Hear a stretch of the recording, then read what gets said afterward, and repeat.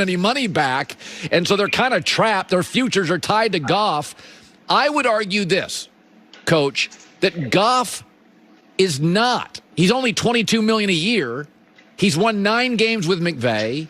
He's had signature wins. He outdueled Mahomes. I think Goff, there's 10 teams that may need a quarterback. I think he's got a market somewhere. Do you? Yes, I do. I think, now, personally, I think Jared Goff is one of these quarterbacks that can get you to the playoffs every year, but I don't know. I mean, I haven't seen it yet on a consistent basis that he can win a Super Bowl for you. And I'm going back to his college days, you know, when he was at Cal and they played Utah, the best defense in the Pac-12, and the USC's, you know, there was always problems. He had a tough time getting over the hump. And that's where I see him. I mean, I see him make some great throws, but I'll tell you what, with McVay, you could not have a more quarterback-friendly offense. I mean, truly, the way he, you know, draws it up and calls plays with the run and play-action passes, it's designed to give a quarterback that has some ability, which he has, success. So I think they stay with him another year and see if he can turn it around. But that's how I see it. Can he get you to the playoffs? Yes.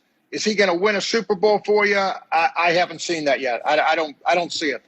Listen, in the 8 years Belichick hasn't had Brady, 6 of them are losing seasons, and the other, he didn't go to the playoffs. Are you at least surprised at the gap in Belichick without Brady and how much he struggled? No, and I'll tell you what, a lot of the things that Tom Brady, and this is from a coaching perspective that people don't want to give Bill Belichick credit for. Tom Brady, when you look at the influence that he's had on the whole Tampa franchise, and Bruce Arians has said that, this guy has influenced and taken our whole franchise to another level. Their turnovers are down, their penalties are down, doing the little things right. And I have a nephew who's a trainer at the Bucs. I mean, just on a day-to-day basis, this is all Bill Belichick. Tom Brady didn't show up at New England and get this whole big picture from Michigan. So you got to give Bill Belichick maybe not credit for Tom's ability to throw touchdowns, but to be in position and put the team in position to win, that's all Bill Belichick. Yeah. You know, it's funny. There's been a lot of coaching hires. A lot of them I don't get. Some I kind of like. Houston still doesn't have one. Is there one coaching hire so far that, you know, Brandon Staley, young guy, Rams to the Chargers, Arthur Smith, Atlanta, Robert Saleh, Jets, Dan Campbell, Detroit. Which one am I missing here, Joey? I'm probably missing a couple. Is there one that you look at and you think to yourself, oh, yeah, that's going to work? Is there one that jumps out to you as, Urban Meyer to the Jags? Is there one you like? Yeah, you just said it. I would say Urban Meyer. I mean, because the rest of these guys, I mean, some of these guys haven't even been in a playoff game or won a playoff game or, more importantly, made a decision in a playoff game. As a coordinator, it's 4th and 1. What are you going to call? You know, I mean, so I would say Urban Meyer. And we know all the reasons that they got draft picks and that they got extra cap money. But I think Urban Meyer is going to be able to lay out a blueprint that's a successful blueprint, and he's going to have success there. I talked to him last week about an assistant coach that he called me about possibly hiring, and he's got the blueprint, and he's not a micromanager. You know, he's gonna set the foundation for the big picture, offense, defense, special teams, and his coaches are gonna do the coaching. So I think that's the right approach. He's not going to be on the field trying to teach a 5-year All-Pro how to how to get off a block and make a tackle. He's not going to do that. You know, Dave, your record is shockingly good as a head coach in the NFL, despite the fact you never had Pro Bowl quarterbacks and often in your division faced Pro Bowl quarterbacks. So if you have a star quarterback, sometimes you have to deal with some ego and stuff. Would you have been bothered by what Aaron Rodgers said after he lost? Almost kind of a little blame game. What do you make of what he said? Well, I think the whole Green Bay Packer organization right now, there's what I would call friendly fire. And friendly fire within a football team I'm talking about is, you know, the defense is doing not enough. The offense is turning the ball over, the coaching, and there's some of that going on. I saw Matt LaFleur said he don't know why we were in that call on defense. It was a terrible call when Brady threw the touchdown pass before the half. Well, you're the head coach. Change the call. That's how I see it. But I was not bothered by what Aaron Rodgers said because the emotions right now, I kind of felt the same way. I mean, I was all on Green Bay for that game, and it was a darn shame that they don't win that football game.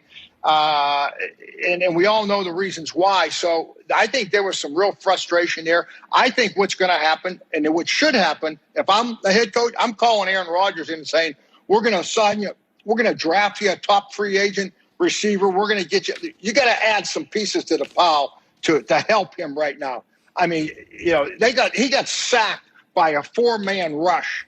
And to me, that's coaching. That's kind of what the Bears have gone through. Release everybody out for a pass, and you got a left tackle that's getting beat, and you give him no help. He's a backup player. It wasn't his fault. And they didn't. So, I mean, I would be frustrated, too, if I was Aaron Rodgers. Absolutely. How about that? The coach sticking up for I like that. That's the new Dave wants that. I like that. I watched the game, Colin. I sat there and watched the game. No. What do you want me to say? No, just not listen. If I only listened to your show and never watched the game, I might have a different opinion. Jeez. Okay. No, yeah. Well, let me throw this one out to you. So you're very popular in Chicago. You do radio hits. You're beloved. And anytime you're on, the ratings spike, and they're going crazy. They want a new quarterback. And you've told me before that, and I believe you. You told me a lot of things privately about Mitch Trubisky. You're like, I can win games with Mitch Trubisky. I don't know if I can win a bunch of playoff games, but I can win games. And they actually, whether it was public or private or something, osmosis, they took your advice because the way they played with Trubisky at the end of the year was exactly what you told me in my ear for 8 weeks off the air, which is you can win games with Trubisky, just not a Super Bowl. So let me just throw this out. Deshaun Watson demanding to be traded.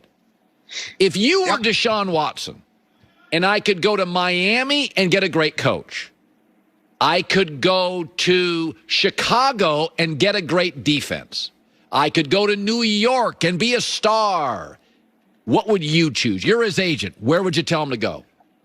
I would go someplace with a new head coach that was going to run an offensive philosophy that I believed in. The only problem with Chicago, and I hope Matt Nagy and Ryan Pace, the general manager, are there 10 years. But, I mean, they are on the clock to win next year. And boy, I'll tell you what, these quarterbacks, you can jump teams as a defensive lineman, and it works out quick. But as a quarterback, with all the adjustments, run game, pass-wise, checks, audibles, signals. I mean, there's so much at the quarterback position. It is not easy for these guys to jump teams. And to go someplace where you don't believe you're going to be there 2, 3, 4 years, I think would be a mistake for them. So I would look at, if I was going to leave and I was going to advise Deshaun Watson, I would say we got to look at stability first. Somebody that believes in your offense. You were talking about Mitch Trubisky. They did with Mitch that gives him the best chance to be successful. But I don't think Matt Nagy really believes that. That's not his offensive philosophy. They did it to try to survive, and which they did, and they got into the playoffs. But I don't think in his heart that he believes in that system. Get into a system. That's good stuff. I always love having the coach on, honestly. Dave Wannstedt, Fox Sports NFL analyst. I'm not going to tell you where he is. It's a secret, but it's a very nice place. I'll just say that. Coach, good talking to you. Okay, always. He is so connected. And in my years, I swear to God, between him and Jimmy Johnson, they know where all the bodies are buried. For sure. Those guys. For sure. If I ask Wannstedt a question, he'll go, Chief, let me tell you. He'll either text somebody, call somebody. He has an answer every time. It's the most connected. I've been in this business 35 years. Never met anybody that connected.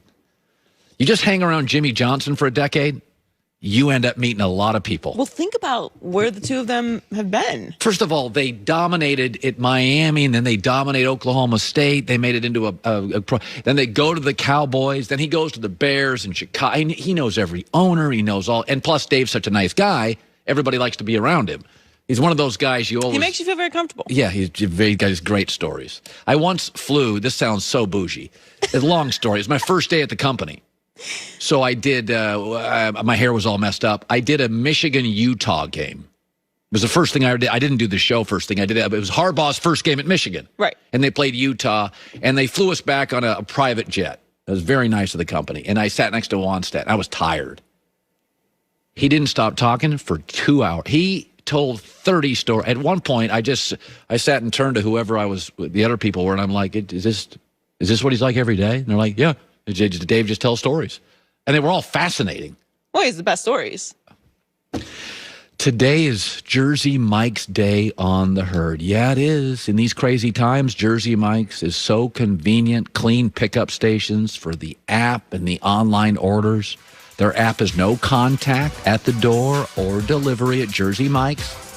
You'll find all kinds of chicken, cheese steaks, some Philly, some bacony, all fresh off the grill, tasty. It's all about ingredients at Jersey.